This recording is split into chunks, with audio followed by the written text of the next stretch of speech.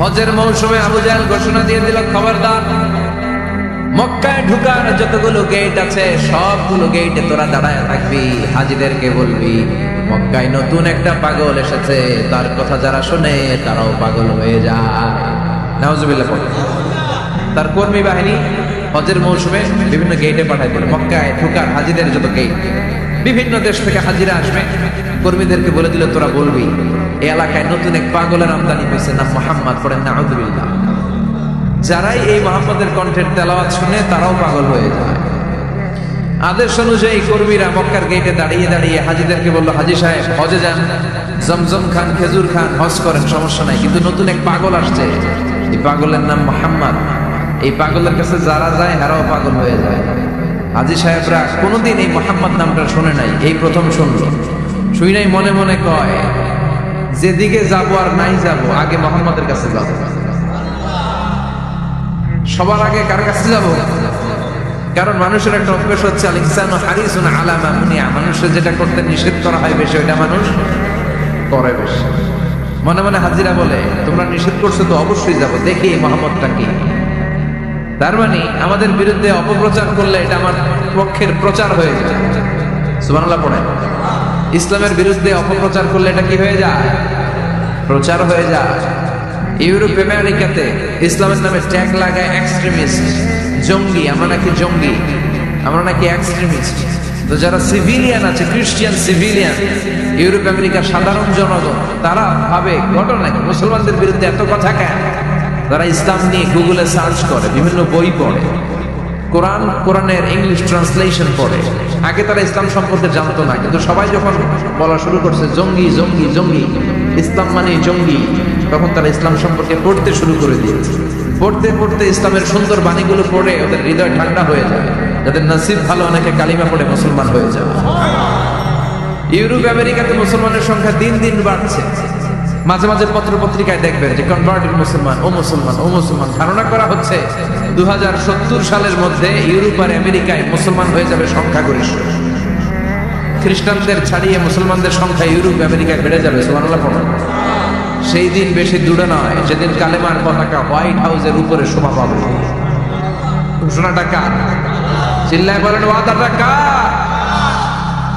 আবু জাহেল ঘোষণা দিয়েছে কেউ যেতে পারবে না, কিন্তু লুকিয়ে লুকিয়ে নিজেই যায়।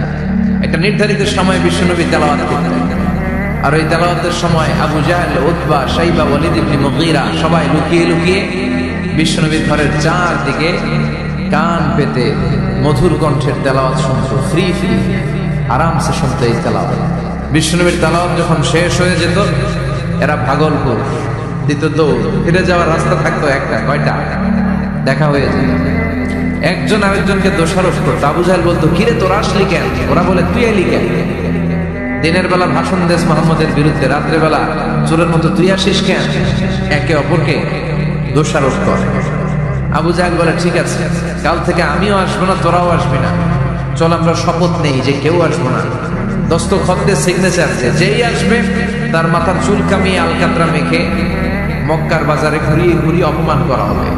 সবাই রাজি। আবু জাহেল বলে, দে, রাজি হলে সিগনেচার দে। সবাইকে আবু জাহেল, তুই না, তুই আগে দে। আবু জাহেল 1 নাম্বার, নাম্বার 2 উতবা, নাম্বার 3 শাইবা, সবাই সিগনেচার। কালকে কেউ যাবে না, কেউ যাবে না। দিন গড়িয়ে রাত আসে, বিশ্বনবীর যখন তেলাওয়াত করার টাইম, ওই টাইমে আবু জাহেলের তেলাওয়াত শোনার প্যারা উঠছে। যারা সিরিয়াল দেখে, সিরিয়াল দেখার প্যারা আছে না একটা? 9টায় সিরিয়াল শুরু হবে, 8:30 থেকে প্যারা ওঠে। কথা কর, আমার সিরিয়াল শেষ হয়ে গেল, সব কাজ বাদ দে, তাড়াতাড়ি টিভির সামনে বস, আছে না নাই? আবু জাহেলেরও প্যারা উঠছে, তেলাওয়াত শোনার প্যারা। টসিং এন্ড টার্নিং, বিছানায় এপাশ ওপাশ করে, আর মনে মনে ভাবে, হায় রে, আর তো সময় নাই, এই তো শুরু হয়ে যাবে একটু পরে মুহাম্মদের তেলাওয়াত, না গেলে তো বড্ড মিস হয়ে যাবে। যাই যাই, আজকে যেরকম দস্তখত নিছি আর ধমক দিছি, কেউ যাবে না, আমি নিশ্চিত কেউ যাবে না, আমি একটু যাই। উতবা, শাইবা, ওয়ালিদ ইবনে মুগীরা প্রত্যেকেই প্রত্যেকের ঘর থেকে এই একই কথা ভাবছে যে আজকে তো যেই ডেট দিছে আবু জাহেল, আজকে কেউ যাবে না, আমি একটু যাই। সুবহানাল্লাহ। আজকেও সবগুলো যে হাজির। বিশ্বনবী মন্ত্রমুগ্ধ করা সুরের ঝংকার তুলে তেলাওয়াত করছেন, আর সবগুলো মন্ত্রে মুগ্ধের মতো তেলাওয়াত শুনছেন। বিশ্বনবীর তেলাওয়াত শেষ, সব দিছে দৌড়। ফিরে যাওয়ার রাস্তা কয়টা? আজকেও দেখা। আবু জাহেল কই কিরে তোরা আইলি কেন? সবাইকে আবু জাহেল তুই আইলি কেন? একে অপরকে দোষারোপ করে। এই ঘটনাটা শোনানোর উদ্দেশ্য হচ্ছে বিশ্বনবীর কণ্ঠটা যেন তেন কোনো কণ্ঠ ছিল না, এই কণ্ঠে সুরের ঝংকার ছিল, ঠিক কিনা?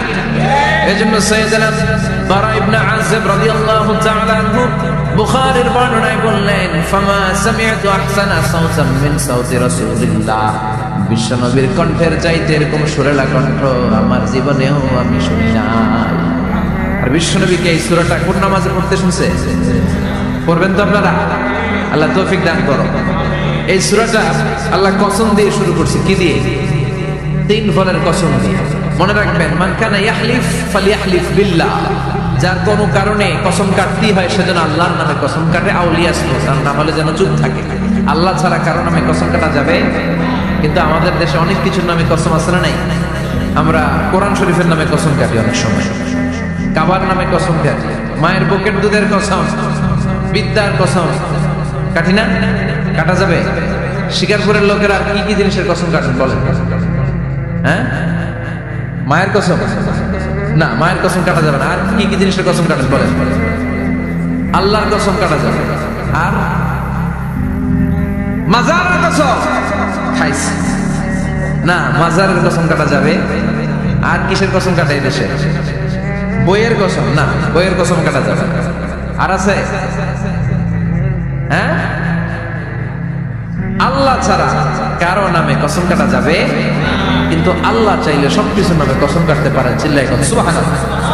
সে আল্লাহ বললেন, ওয়াত-তিনি ওয়াজ-যাইতুনি ওয়া তুরি সিনিনা ওয়া হাযাল বালাদিল আমিন। তিনের কসম। কিসের কসম? 3 ফুলের কসম। এজন্য আল্লাহ বলেছেন ওয়াত-তিন। চিল্লায় বলেন, কি পড়েছে? সম্মানিত ভাইরা খেয়াল রাখবেন, কসম যখনই আল্লাহ কেটেছেন তখনই আল্লাহ ওয়াও ব্যবহার করেছেন। এটাকে বলে, এই যে এটা কিন্তু তাফসীরের আসল কথা, মনে রাখেন, ওয়াও আল কাসামিয়া, এটার বলে কসম কাটার ওয়াও। যত জায়গায় আল্লাহ কসম কেটেছেন তত জায়গায় আল্লাহ কি ব্যবহার করেছেন? চিল্লায় বলেন। আমরা অবাক হয়ে গেলে আমরা পড়ি ওয়াও, এই ওয়াও না, আমরা ওয়াও বলি না? অবাক করা জিনিস দেখলে কি বলে ছেলেবেলে? ওয়াও। এই ওয়াও নয়। এই স্টেজে রিং আসছে, মোবাইলে রিং আসলে ঝামেলা হবে। তো যত জায়গায় কসম তত জায়গায় ওয়াও। সবাই বলেন, যত জায়গায় কসম তত জায়গায়। যেমন আল্লাহ কোরআনে যুগের শপথ করেছেন, সময়ের কসম করেছেন। আল্লাহ বলেছেন ওয়াল আসর। কি বলেছেন? ওয়াও আসর নাই। আল্লাহ পাহাড়ের কসম করেছেন, আল্লাহ বলেছেন ওয়াত-তুর। আল্লাহ ফজরের কসম করেছেন, আল্লাহ বলেছেন ওয়াল ফজর। জিলহজের প্রথম 10 রাতের কসম করেছেন, তিনি বলেছেন ওয়ালায়ালিন আশর। জোড় আর বেজোড়ের কসম করেছেন, তিনি কি বলেছেন? ওয়াশ-শাফঈ ওয়াল ওয়াতর। তারই ধারাবাহিকতা এখানে তিনি 3 ফলের কসম কেটেছেন, আর তিনি বলেছেন ওয়াত-তিন। চিল্লায় বলেন, তিনি কি বলেছেন? মানে 3-এর কসম। কিসের কসম? 3 ফল। ডুমুর ফলের কসম কেটেছেন, কারণ এই ফলের অনেক উপকারিতা আছে। এটা আরব বিশ্বে আরবদের কাছে খুবই গুরুত্বপূর্ণ, সুস্বাদু একটা ফল। কালো ডুমুর হয়, সাদা ডুমুর হয়। এই ডুমুর ফল খেলে ডায়াবেটিক্স রোগীদের অনেক উপকার হয়। ডায়াবেটিক্স আমাদের জাতীয় রোগ না? ডায়াবেটিক্স আছে কার কার? অনেকের আছে না? এই ডায়াবেটিক্স আল্লাহ ভালো করে দিবে। কি খাবেন? ডুমুর ফল খাবেন। অনেক নারীদের ইররেগুলার মেনস্ট্রুয়েশনাল পিরিয়ড হয়, অনিয়মিত অনিয়ন্ত্রিত মাসিক। এই ডুমুর ফলের সেদ্ধ করা পানি যদি খায় তাদের মাসিক নিয়মিত হয়ে যাবে। এটার মধ্যে অনেক স্ট্রেংথ এন্ড স্ট্যামিনা আছে। আর এই ফলটা জান্নাতি ফল। কি ফল? এটা জান্নাতি ফল। এই 3 গাছটা জান্নাতের গাছ। সাইয়েদনা আদম আলাইহিস সালামকে আল্লাহ বললেন, ওয়ালা তাকরাবা হাযিহি আশ-শাজারাতা ফাতাকুনা মিনাল যালিমিন। ও আদম, তুমি আর হাওয়া মিলে জান্নাতে ঘুরো, জান্নাতে খাওয়া দাওয়া করো, যা মনে চাই করো, কিন্তু একটা নিষিদ্ধ গাছ আছে, ওই গাছের কাছে যাওয়া যাবে না। কার কথা? সব খাও, সব করো, কিন্তু নিষিদ্ধ গাছের কাছে যাওয়া যাবে না। আদম আলাইহিস সালাম শয়তানের ওয়াসওয়াসায় পড়ে ওই গাছের ফলই খেয়ে ফেলে। ওয়ালাম কাদ আহিদনা ইলা آدم من قبل فنسي ولم نجد له عزما আমি আদমকে স্পেশাল একটা অর্ডার করেছি, ওই অর্ডার আদম রক্ষা করতে পারে নাই। পারবে কেমন? আদম তো ভুলে গেছে। আদম আলাইহিস সালাম কি করছে? ভুলে গেছে। ভুল করে তিনি খেয়ে ফেললেন। শয়তানের ওয়াসওয়াসায় পড়ে শুধু আদমই খান নাই, হাওয়াও খেলেন আলাইহিস সালাম। খাওয়ার সাথে সাথে ওনাদের জান্নাতের পোশাকগুলো খুলতে আরম্ভ করলেন, নেকেড হতে শুরু করলেন। আদম আর হাওয়া দুইজনই কি হতে শুরু করলেন? উলঙ্গ হতে শুরু করলেন। গায়ের মধ্যে আর জামা নাই। সম্মানিত ভাইয়েরা, এখানে শিক্ষণীয় যে বিষয়টা সেটা হচ্ছে শয়তানের কাজ, শয়তানের মিশন জান্নাতেও যেটা ছিল দুনিয়াতেও এটা। শয়তানের মিশন হচ্ছে আদম জাত বনি আদমের দেহ থেকে কেমন করে কাপড় খোলা যায়, নারীদেরকে কেমন করে উলঙ্গ করা যায়। জান্নাতে যেমনি আদম আর হাওয়া আলাইহিস সালামের কাপড় শয়তান খুলেছে, দুনিয়াতেও শয়তান আমাদেরকে অশ্লীল বানাতে চায়। চিল্লায় বলেন ঠিক কিনা? এজন্য আমার মায়েরা, আমার বোনেরা, যাদের কানে আমার মাইকের আওয়াজ যায়, খবরদার, শয়তানের এই ওয়াসওয়াসায় ফাঁদে পা দেওয়া যাবে না। শয়তান চেয়েছে জান্নাতে কেমন করে মা হাওয়ার কাপড় খুলে ফেলা যায়, দুনিয়াতেও শয়তান চায় কেমন করে আপনাদেরকে নেকেড বানানো যায়। ঠিক কিনা? বাংলাদেশে নারীদের কাপড় এখন দেহের মধ্যে বাড়ছে নাকি কমছে? আছি আমরা কোন জামানায়, লাজ শরম গেছে হারায়। ঠিক কিনা? পাতলা শাড়ির বাহার, পাখি ড্রেস, লেহেঙ্গা পোশাক দেখে নারীর লাজে মরে যাই। হাই হাই, আছি আমরা কোন জামানায়, লাজ শরম গেছে হারায়। ঠিক কিনা? পোশাক আশাক নারীদের খাটো হতে শুরু করেছে, এটা শয়তানের মিশন। এই জন্য মায়েরা বোনেরা খবরদার, পোশাককে ছোট করবেন না, খাটো করবেন না, হেজাব পরবেন। এই হেজাবকে ফরজ করেছে কে? এই হেজাব আপনার অধিকার, আপনার অধিকার আপনি বুঝে নেন। হেজাব আপনার অহংকার, এই হেজাব হচ্ছে আপনার আভিজাত্যের প্রতীক। চিল্লায় বলেন ঠিক কিনা? নারী অধিকারের যারা কথা বলে, নারী আন্দোলনের কথা যারা বলে, তাদের কথায় কান দিবেন না। এরা বক্তব্যের মঞ্চে উঠে নারীর অধিকারের কথা বলে, কিন্তু তাদের ঘরেই নারীরা বেশি নির্যাতিতা, তাদের ঘরের কাজের মেয়েগুলাই বেশি নির্যাতিতা। চিল্লায় কোন ঠিক কিনা? তারাই লোহা গরম করে কাজের মেয়েগুলোর পিঠে ছ্যাঁক দেয়, তারাই সুযোগ পেলে ধর্ষণে সেঞ্চুরি করতে দ্বিধাবোধ করে না। চিল্লায় কোন ঠিক কিনা? শয়তানের মিশন জান্নাতে ছিল যেটা, দুনিয়াতেও এটা। পোশাক কি করে আলাদা করা যায়? এই জন্য হেজাব যেন আমরা ভুলে না যাই। হেজাব আপনার আভিজাত্যের প্রতীক, আপনার সৌন্দর্য, আপনার সম্ভ্রম, আপনার স্ট্যাটাস তো আপনার হেজাবের মধ্যে শোভা পায়। ঠিক কিনা? কিন্তু দিনকে দিন পোশাক ছোট হতে শুরু করেছে। নতুন নতুন অনেক পোশাক বেরোয় নারীদের। কি পোশাক আছে বলেন তো একটা? হ্যাঁ, পাখি। আর কি আছে? লেহেঙ্গা, কিরণমালা, এগুলো পরবেন না, হেজাব পরবেন। হেজাবে একটা নারীকে যত সুন্দর, রূপবতী, গুণবতী, সুস্নিগ্ধা লাগে, অন্য কোনো পোশাকে লাগে? আল্লাহ আমাদেরকে বোঝার তৌফিক দান করেন। সাইয়েদনা আদম আলাইহিস সালাম, হাওয়া আলাইহিস সালাম জান্নাতের ভেতরে যখন উলঙ্গ হয়ে গেল, লজ্জাস্থান থাকার জন্য জান্নাতের বিভিন্ন গাছের দিকে দৌড়ায়। দৌড়িয়ে দৌড়িয়ে যেই গাছের পাতা দিয়ে তারা সেদিন লজ্জাস্থান দেখেছিল, ওই গাছের নাম ছিল তিন গাছ। কি গাছ? ওই তিনের কসম কোরআনে কেটেছে কে? সেজন্য আল্লাহ বললেন, ওয়াত-তিনি ওয়াজ-যাইতুনি ওয়া তুরি সিনিনা ওয়া হাযাল বালাদিল আমিন। সুবহানাল্লাহ পড়েন। তিনের কসম, জাইতুনের কসম। জাইতুন মানে জলপাই। আওয়াজ করে বলতে হবে। জাইতুন অর্থ খাইছেন? জলপাইয়ের আচার খাই না আমরা? জাইতুন মানে জলপাই, ইংরেজিতে বলে অলিভ। তবে আমাদের জলপাই আর আরব দেশের জলপাই একটু গুণগত পার্থক্য আছে। আরব দেশের জলপাই একটু ছোট হয়, আমাদের গুলা সাইজে বড় হয়। আরব দেশের জলপাই একসাথে অনেকগুলা খাওয়া যায়, আর আমাদের দেশের জলপাই আবার 2-3টার বেশি খাওয়া যায়। অনেক টক না? এই 7টা জলপাই আর একটা তিন, এই মিক্স রেশিওতে যদি আপনি রেগুলার খান, আপনার বার্ধক্য রোধ হবে, আপনার স্বাস্থ্য ভালো থাকবে। আলহামদুলিল্লাহ বলেন। এই জাইতুন গাছগুলো আরব দেশে হিল ট্রাক্টস, পাহাড়ি এরিয়াতে হয়, শত বছর বেঁচে থাকে। বিষ্ণু বলেছেন, কুলু যাইতা ওয়াতাহিনু ফাইন্নাহা মিন শাজারাতিন মুবারাকা। বিষ্ণু বললেন, জাইতুনের তেল খাও, জাইতুনের তেল গায়ের মধ্যে দাও, জাইতুনের তেল মালিশ করো। জাইতুনের ভেতরে বরকত ঢুকায় দিয়েছে কে? জাইতুনের তেল দাড়িতে, চুলে মালিশ করলে দাড়ি চুল সহজে পাকে না। বিশ্বনবী সব সময় দাড়িতে চুলে জাইতুন মাখতেন। আমি নিজেও মাখি প্রতিদিন, আপনারাও মাখবেন। বাজারে পাওয়া যায়, যে বলবেন অলিভ অয়েল, কি বলবেন? অলিভ অয়েল বললে আপনাকে দিবে। স্পেনের, মেড ইন স্পেন, এদের অলিভ অয়েল ভালো। ফিলিস্তিনের যে অরিজিনাল অলিভ অয়েল, এটা ভালো, এটা খাওয়া যায়। তাম্বুতু বিদ্দুহুনি ওয়া সিবগিল আখিলিন, এটার অনেক কাজ, খাওয়াও যায়, মালিশও করা যায়, জাইতুনের ডাল ভেঙে মেসওয়াকও করা যায়। সুবহানাল্লাহ পড়েন। বিশ্বনবী বললেন নি'মাস সিওয়াকিয়াজ জাইতুন, জাইতুনের মেসওয়াক কতই না ভালো। ফাইন্নাহা সিওয়াকি ওয়া সিওয়াকুল আমবিয়াই মিন ক্বাবলি, কেননা আমি বিশ্বনবী নিজে জাইতুনের ডাল ভেঙে মেসওয়াক করি, আমার আগে লক্ষাধিক নবীরা সবাই জাইতুনের ডাল দিয়ে মেসওয়াক করেছে। সুবহানাল্লাহ পড়েন। আপনার দেহের ব্যাড কোলেস্টেরলের লেভেল কমে যাবে যদি জাইতুন আপনি খান। দাড়িতে মাখবেন, চুলে মাখবেন, আবার সালাদের মধ্যেও জাইতুনের তেল দিয়ে খাওয়া যায় যদি এক্সট্রা ভার্জিন হয়। লেস দেন 1% অ্যাসিড দিয়ে এটাকে পিউরিফাইং করলে এটাকে বলে এক্সট্রা ভার্জিন। এরপর আরেকটা আছে ভার্জিন, 2% অ্যাসিড দিয়ে পিউরিফাইং করে। 3, 4, 5% অ্যাসিড দিয়ে পিউরিফাইং করলে ওটাকে বলে রিফাইন্ড পিওর। ওটা গায়ে মালিশ করবেন, বরকত আছে না নাই? এজন্য এই দুইটার কসম কোরআনে কেটেছে কে? এরপরে রব্বুল আলামিন বলেন ওয়া তুরি সিনিন,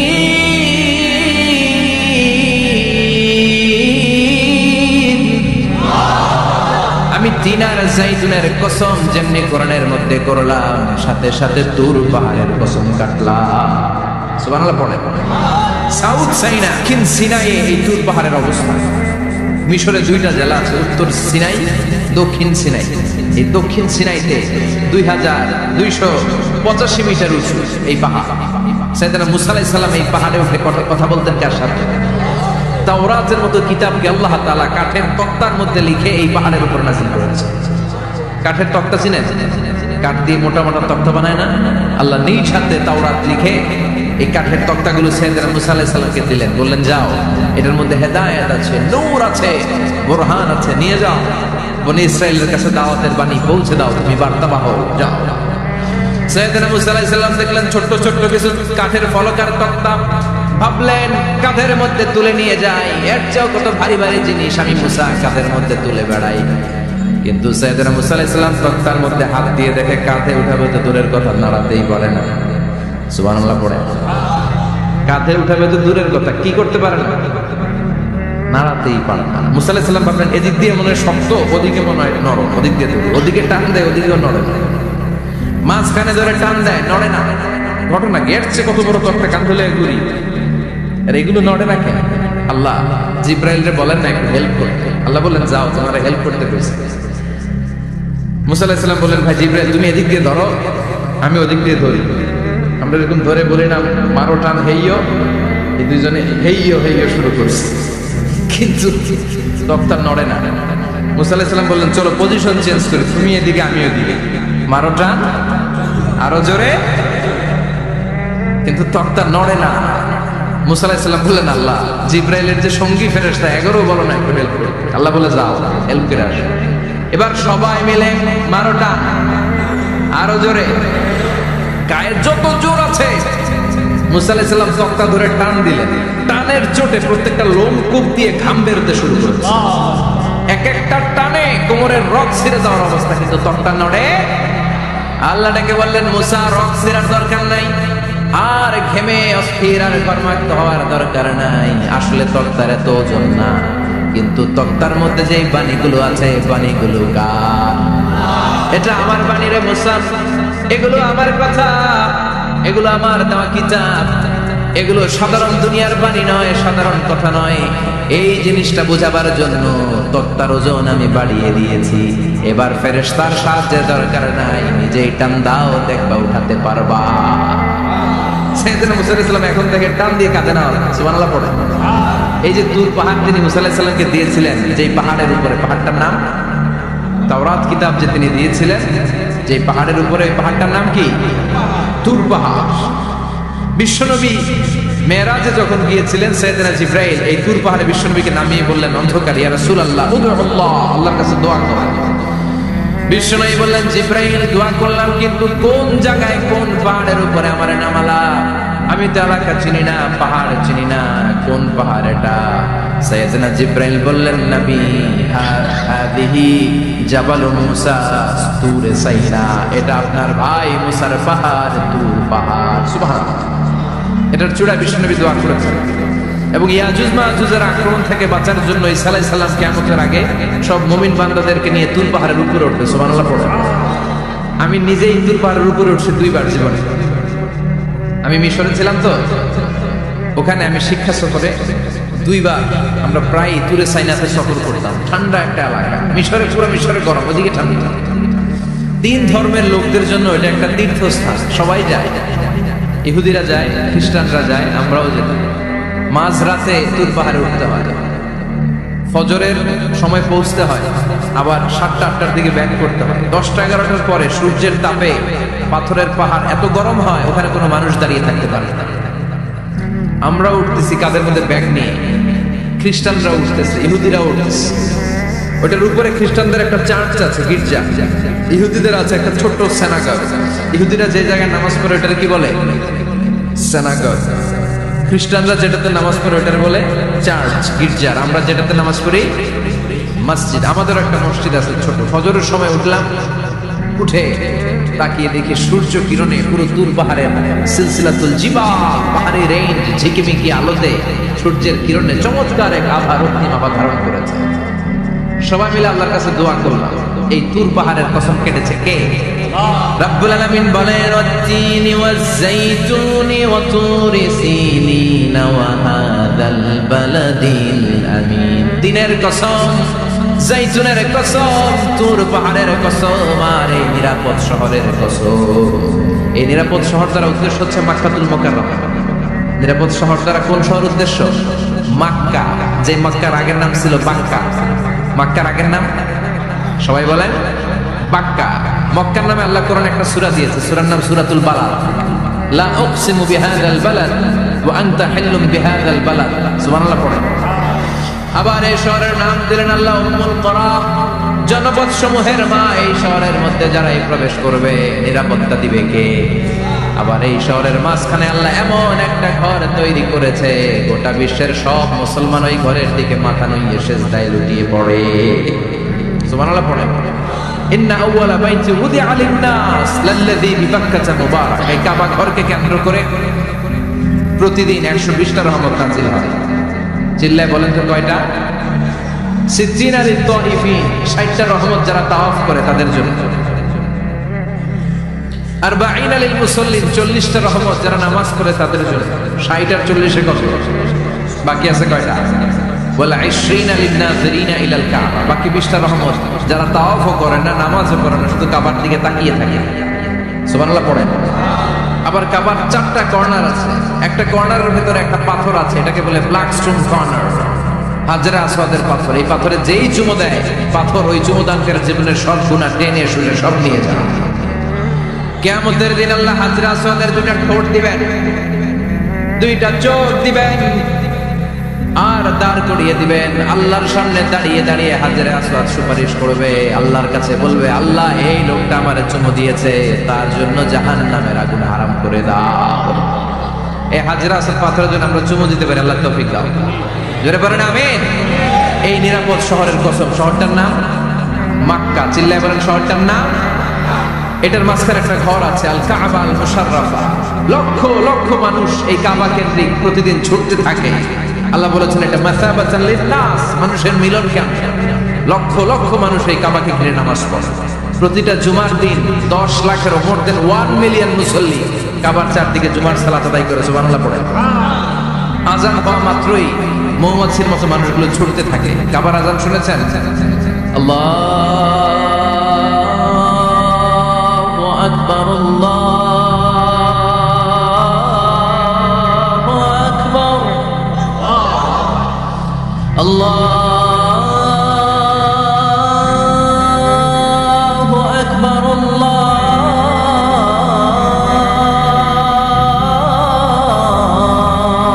আল্লাহু আকবার। কি সুরেলা আজান, কাবার আজান। আজান হতে দেরি, আজান হতে দেরি, যদি 20-30 তলা হোটেলের কোনো ছাদ থেকে আপনি খেয়াল করেন দেখবেন মৌমাছির মতো ডানে বায়ে সামনে পেছনে চারিদিক থেকে শারে আল হিজরা দিয়ে, শারে আজিয়াত রোড দিয়ে, গাজ্জা দিয়ে, জারওয়াল দিয়ে, মেসফালা দিয়ে, ইব্রাহিম খালিলি দিয়ে মানুষগুলো কাবার দিকে ঢুকতে শুরু করেছে, ঠিক কিনা? আবার বিশ্বনবী বলতেন মক্কা তো হাব্বুল বিলাদ ইলাইয়া, মক্কা শহর আমার কাছে সব চাইতে প্রিয় শহর। লাউলা উখরিজিতু লামা খারাজিতু, মক্কার কুরাইশরা কাফেররা যদি এই শহর থেকে জোর করে আমারে বের করে না দিত, আমি কোনোদিন মক্কা ছেড়ে দূরে যেতাম না। সুবহানাল্লাহ। বিশ্বনবীর জন্মস্থান এই শহর, যেখানে বিশ্বনবী জন্মেছেন ওইখানে আছে মাকতাবা, লাইব্রেরি। কি আছে? হজ ওমরা যারা করেছেন তারা দেখবেন ওখানে গেলেই ফ্রিতে বই দেয়। কি দেয়? বিশ্বনবীর জন্মস্থানে গেলে যেই ভাষার হন, বাঙালি গেলে বাংলায়, ইংরেজ গেলে ইংরেজিতে, পাকিস্তানিরা গেলে হিন্দিতে, সবাইকে ফ্রিতে বই দেয়া হয়। তার মানে বিশ্বনবীর জন্মস্থানে গেলেই বই পাওয়া যায়, ঠিক কিনা? বিশ্বনবীর জন্মস্থানের ঠিক পাশেই আবু জাহেলের জন্মস্থান। ওইখানে কি আছে জানেন? হ্যাঁ, হাম্মাম আবি জাহাল। বাঙালি হাজিদের বুক ভরা ঘৃণা তার জন্য। বাঙালি হাজিরা বলে আবু জাহিল্লার টয়লেট কই যাইয়া সব ভরাই দিয়ে আসুন। জেদ্দাতে নেমে খুঁজতে আরম্ভ করে আবু জাহিল্লার টয়লেট কই। সবাই বলে এই না জেদ্দায় আসলেন, মক্কা তো 80 কিলো দূরে, আপনি যাবেন, ওমরা করবেন, বিশ্রাম নেবেন হোটেলে, এরপরে জিয়ারা যখন করায় তখন ওখানে নেয়। কিন্তু নাইমা একে আবু জাহিল্লার টয়লেট কই। কি ক্ষোভ তার প্রতি, না? কি ক্ষোভ আর ঘৃণা! আর বিশ্বনবীর জন্য অন্তর ভরা ভালোবাসা আছে না নাই? এজন্য ইসলাম হচ্ছে শান্তির ধর্ম। জঙ্গিপনা যারা করে, সন্ত্রাসবাদের কথা যারা সমাজে উস্কে দেয়, তাদের জন্য ইসলামে কোনো শান্তি নাই। আবু জাহেল ছিল সন্ত্রাসদের লিডার, ঠিক কিনা?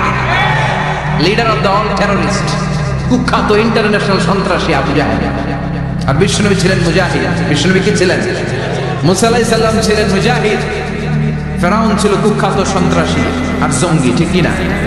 সাইয়েদনা ইব্রাহিম ছিলেন মুজাহিদ আর নমরুদ ছিল জঙ্গি, ঠিক কিনা? যারা ইসলামের পক্ষে কথা বলে তারা মুজাহিদ, আর যারা ইসলামের বিপক্ষে তারা সন্ত্রাস আর জঙ্গি। চিল্লায় বলেন ঠিক কিনা? সে আল্লাহ ডেকে বললেন গোলামুদ্দিনি ওয়াজ-যাইতুনি ওয়া তুরি সিনিন ওয়া হাদাল বালাদিল আমিন। তিন ফলের কসম, জাইতুনের কসম, তুর পাহাড়ের কসম, বিশ্বনবীর জন্মস্থান মক্কাতুল মুকাররমার কসম। চারটা জিনিসের কসম কেটেছে কে? কয়টা জিনিসের? চারটা জিনিসের কসম কেটে আল্লাহ একটা কথা বলবেন। ওই কথাটার গুরুত্ব বেশি না কম? লাকাদ খালাকনাল ইনসানা ফি আহসানি তাকওয়িম। সবাই পড়েন, লাকাদ খালাকনাল ইনসানা ফি আহসানি তাকওয়িম। নিশ্চয়ই আমি মানুষের চেহারাটারে, আকৃতিটারে বড্ড চমৎকার আকৃতি দিয়ে তৈরি করেছি। সুবহানাল্লাহ। মানুষের মতো কোনো সুন্দর প্রাণী পৃথিবীতে নাই, আছে? গরু দেখবেন সবগুলোর চেহারা একরকম। কুকুরের অলমোস্ট সব কুকুরের কেন্দ্রীয় চেহারায়, সব ছাগলের কেন্দ্রীয় চেহারায়, কিন্তু একটা মানুষের সাথে আরেকটা মানুষের চেহারা মিলে। আমার সাথে হুজুরের চেহারা মিল আছে, হুজুরের সাথে ভাইয়ের, ভাইয়ের সাথে আপনার। 700 কোটি মানুষ নাকি পৃথিবীতে এখন আছে। এই 700 কোটির সাথে একটার লোক আরেকটা মিলে কত 700 কোটি ময়রা কবরে ভূতে হয়েছে। একটার সাথে আরেকটার মিল ছিল। আরো কত 700 কোটি যে কিয়ামতের আগে আসবে, একজনের সাথে আরেকজনের চেহারার কোনো মিল খাবে? এরপর আপনি হিউম্যান অ্যানাটমি নিয়ে গবেষণা করেন, পায়ের পাতা থেকে শুরু করে মাথার তালু পর্যন্ত একটার পর একটা অঙ্গ এমন ভাবে আল্লাহ তৈরি করেছে, পৃথিবীর কোনো ডিজাইনারের কোনো ডিজাইন দ্বারা এটাকে মাপজোক তার পরিমাপ করা সম্ভব না। চিল্লায় বলেন ঠিক কিনা? এজন্য আল্লাহ বললেন লাকাদ খালাকনাল ইনসানা ফি আহসানি তাকওয়িম। মানুষকে চমৎকার আকৃতি দিয়ে তৈরি করেছে কে? আমাদের যে অঙ্গটা ঠিক যেখানে বসানো দরকার, ঠিক সেই অঙ্গটা আল্লাহ তাআলা ওইখানেই বসিয়েছে, ঠিক কিনা? আল্লাহর সৃষ্টির মধ্যে কোনো খুঁত ধরার, ভুল ধরার ক্ষমতা কারো আছে? এক লোক বট গাছের তলায় বসে বিশ্রাম নিচ্ছে, আর বট ফল দেখে অবাক যে এত মোটা বট গাছ, ফলগুলো এত ছোট। বট ফল ছোট হয় না নাকি এত বড়? আর পাশেই ছিল কুমড়া গাছ, লাউ গাছ। আল্লাহরে গালি দিতেছে। আল্লাহর কি রুচি! আল্লাহরে গালি মারতে মারতে কখন যে ঘুমাই গেছে নিজেও জানে। হঠাৎ একটা বট ফল পড়ছে একেবারে নাকে, লাফ দিয়ে উঠেছে। উঠে দেখে নাক দিয়ে রক্ত বেরোচ্ছে, ব্লিডিং।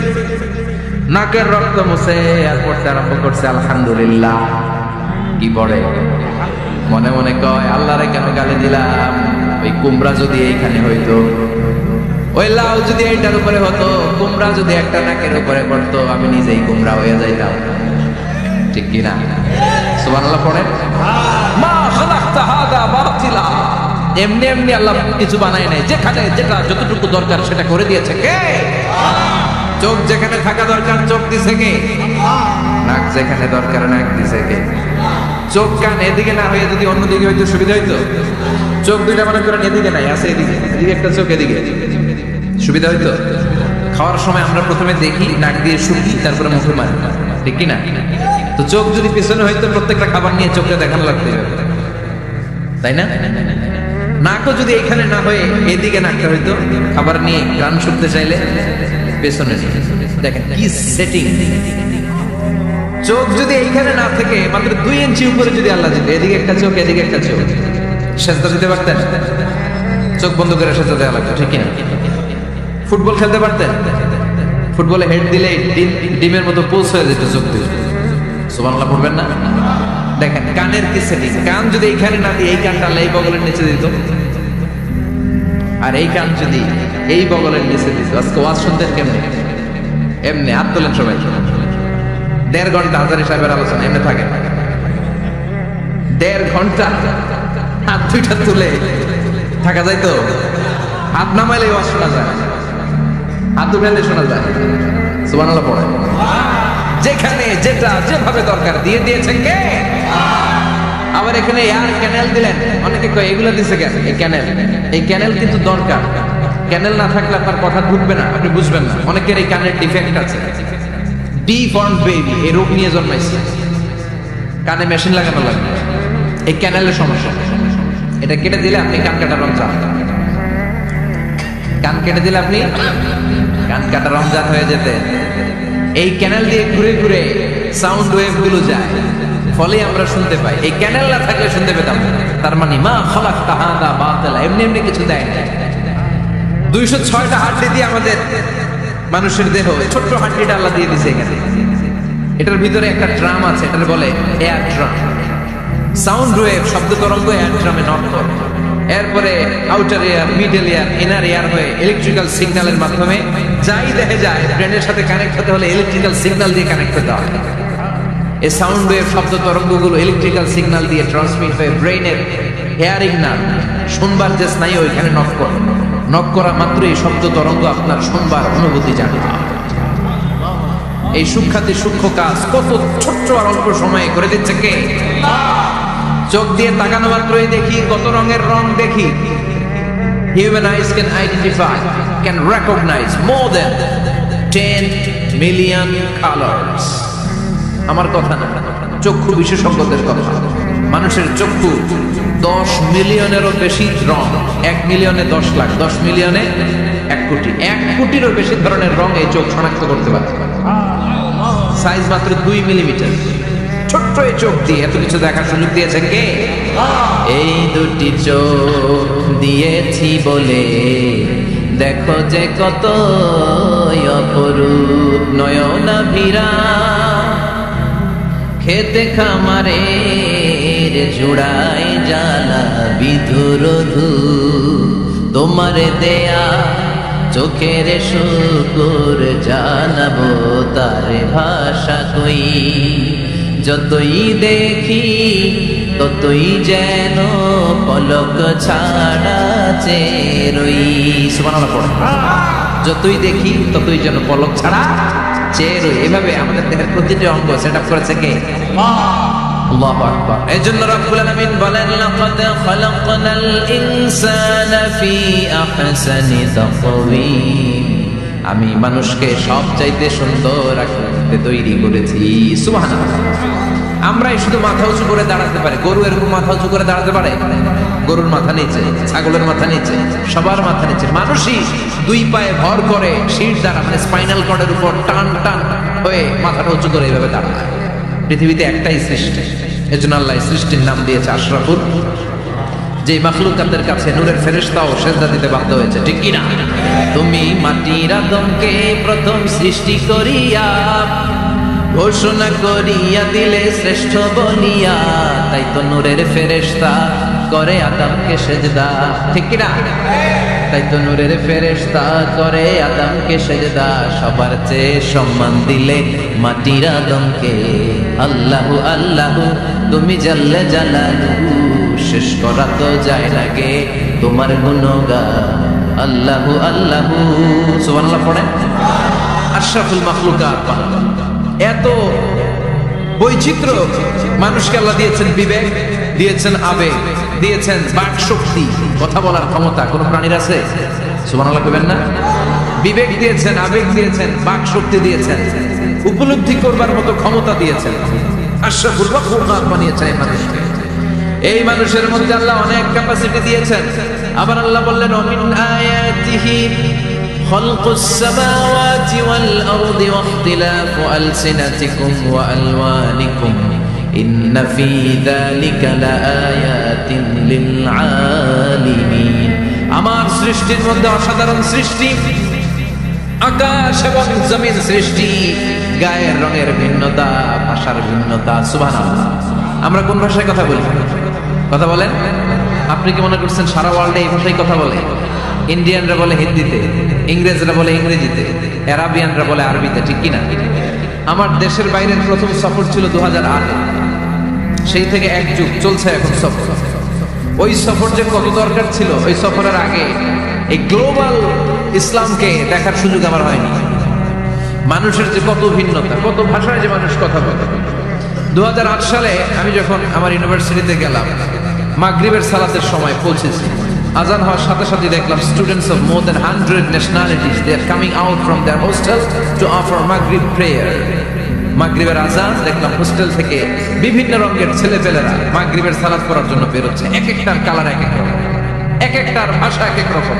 আমরা বাংলায় বললে আরাবিয়ানরা বুঝে না, আরাবিয়ানরা আরবিতে বললে ইন্ডিয়ানরা বুঝে না, ইন্ডিয়ানরা হিন্দিতে বললে ইংরেজরা বুঝে না, চাইনিজরা মান্ডারিনে বললে কেউ বুঝে না। চিয়াং ফিয়াং চিয়াং, এগুলো হচ্ছে চাইনিজ ভাষা। ইয়াং চিয়াং দিয়ে যখন কথা বলে কেউ বুঝে না। প্রথম মাগরিবের সালাত পড়ে আমি প্রথম নিগ্রো মানুষ আবিষ্কার করলাম। এর আগে কোনোদিন কালো মানুষ দেখিনি। সালাম ফিরে ডানে দেখে এক নিগ্রো, বায়ে দেখে আরেক নিগ্রো। আমি মনে করছি কেরামান কাতিবিন। এই নিগ্রো দেখে আমি দিছি দৌড়। সবাইকে দৌড়ান কেন? আমি বললাম এরা কারা? আমারে বলা হলো এরা আপনার বন্ধু। এরা কি? এই কালো লোক নাকি আমার বন্ধু। বললো 5 বছর এই নিগ্রোদের সাথে আপনার থাকতে হবে। 100টারও বেশি দেশের ছাত্র আমরা একসাথে থেকেছি। কারো ভাষা কেউ বুঝে না, কারো গায়ের রঙের সাথে কারো গায়ের রঙের মিল নাই। চিল্লায় বলেন সুবহানাল্লাহ। এজন্য রব্বুল আলামিন বললেন লাকাদ খালাকনাল ইনসানা ফি আহসানি তাকওয়িম, আমি মানুষকে চমৎকার আকৃতিতে তৈরি করেছি। সুম্মা রাদাদনাহু আসফালা সাফিলিন, তারপর মানুষকে আমি আবার নিম্নমুখী করেছি। মানুষের সৌন্দর্যটা সবসময় থাকে না। এই যে যুবক অবস্থায় আমাদের কি সুন্দর চামড়া, কি সুন্দর দেহ, বয়স যখন 70-80 হবে এরকম থাকবে? কথা বলেন না। এই কালো দাড়িগুলো সাদা হয়ে যাবে, বয়সের ভারে মিজানুর রহমান আজহারী নুজ্জ হয়ে যাবে, লাঠি লাগবে তখন স্টেজে উঠবে, হাতে বাসায় থাকলে লাঠি নিয়ে উঠতে হবে। কথা কয়? আমার নানা ভাইরে দেখতাম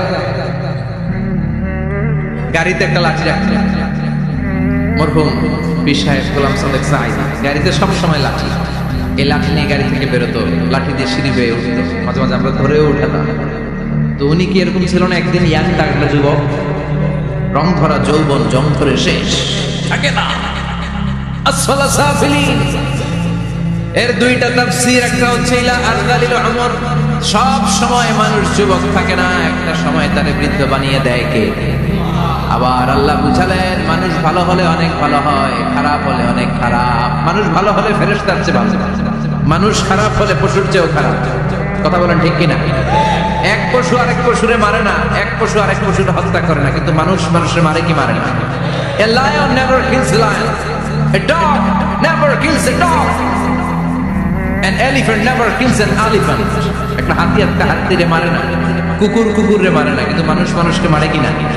এজন্য আল্লাহ বললেন লাকাদ খালাকনাল ইনসানা ফি আহসানি তাকওয়িম, ثم رددناه أسفل سافلين إلا الذين آمنوا وعملوا الصالحات فلهم أجر غير ممنون দুই শ্রেণীর মানুষের এই বিপদ নাই যারা ঈমান এনেছে সৎ কর্ম করেছে কার কথা তবে ঈমানটা হতে হবে নির্ভেজাল ওই ঈমানে শিরকের কোনো ছিটেফোঁটা থাকতে পারবে তাহলে ওই ঈমান আপনারে মুক্তি দিবে চিল্লায় বলেন ঠিক কি না ওয়া আমিলুস সালিহাত নেক কাজ করে সৎ কাজ করে ফালাহুম আজরুন গায়রু মামনুন তাদের জন্য এমন প্রতিদান আছে যেটা শেষ হবে না আমাদের জন্য সবচেয়ে বড় প্রতিদান হচ্ছে জান্নাত মুমিনের জন্য সবচেয়ে বড় পাওয়া হচ্ছে জান্নাত চিৎকার করে বলতে হবে সবচেয়ে বড় প্রতিদান কি মালিক তুমি জান্নাতে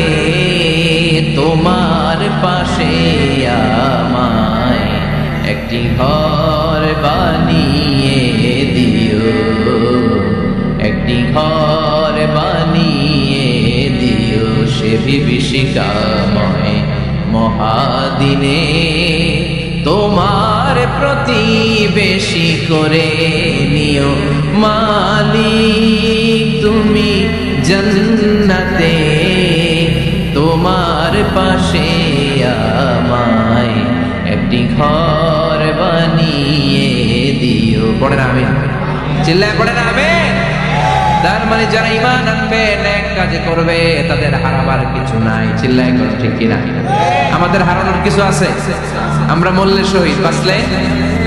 শহীদ বাঁচলে এজন্য ঈমানটা হতে হবে পাকা ঈমান ঈমানদার কখনো পথ হারায় না ঈমানদার ভরসা রাখে কার উপর আপনি যদি ঈমানের পক্ষে থাকেন কোরআনের পক্ষে থাকেন ইসলামের পক্ষে থাকেন আপনার উপর আযাব আসবে গজব আসবে বিপদ আসবে নবীদের উপর যেমনি এসেছে ঠিক কি না ঝুঁকি যদি আসে ভয় যদি আসে আপনার উপর আযাব যদি আসে শাস্তি যদি আসে অত্যাচার আসে মুমিন কখনো ভয় পায় কথা বলেন মুমিন কখনো পথ হারায় না মুমিন কখনো আশা ছাড়ে না চিল্লায় বলেন ঠিক কি না কারণ মুমিন খুব ভালো করে জানে রাত্রি যত গভীর হয় সুবহে সাদিকের সময় কাছে আসতে থাকে কথা বলেন গর্ভবতী মায়ের পেটের ব্যথা যত বাড়তে থাকে নতুন মেহমান আসার সময় কাছে আসতে থাকে তেমনি ইসলামের পক্ষে যারা কথা বলে ইসলামের পক্ষে যারা লড়াই করে হকের ব্যাপারে যারা বাতিলের বিরুদ্ধে আপোষহীন তাদের উপর যত অত্যাচার আসবে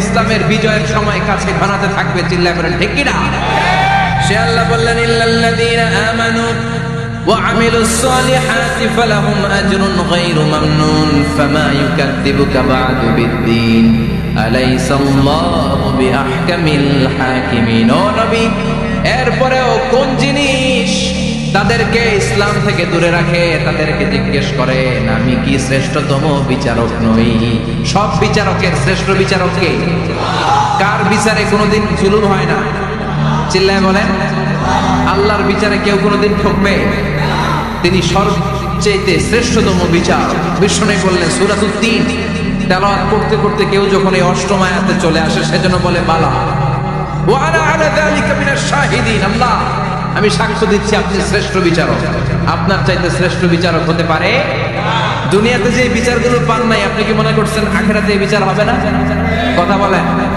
আপনার উপর জুলুম করা হয়েছে আপনাকে নির্যাতন করা হয়েছে এগুলোর বিচার করবে কে আপনার জমি মেরে খেয়ে দিয়েছে আপনার সম্মান নষ্ট করেছে বিচার করবে কে যত অন্যায় বিচার পৃথিবীতে হয়েছে এগুলোর নতুন করে বিচার হবে সেই বিচারকের সবচেয়ে বড় বিচারকের ভূমিকা পালন করবে আমাদের আল্লাহ আহকামুল হাকিমিন আল্লাহ put a question to the audience to the মুমিনিন মুমিনদের কাছে আল্লাহ একটা প্রশ্ন রেখে এই সূরাটা শেষ করেছেন আলাইসাল্লাহু বি আহকামিল হাকিমিন আমি কি শ্রেষ্ঠতম বিচারক নই এজন্য আমাদের ভরসা সব সময় একজনের উপর তিনি কে আর মুমিন কখনো আশা হারায় না মুমিন তাওয়াক্কুল করে কার উপর ভরসা রাখে কার উপর বিপদে আপদে সকালে বিকালে সর্বাবস্থায় ফরিয়াদ করে একজনের কাছে তিনি কে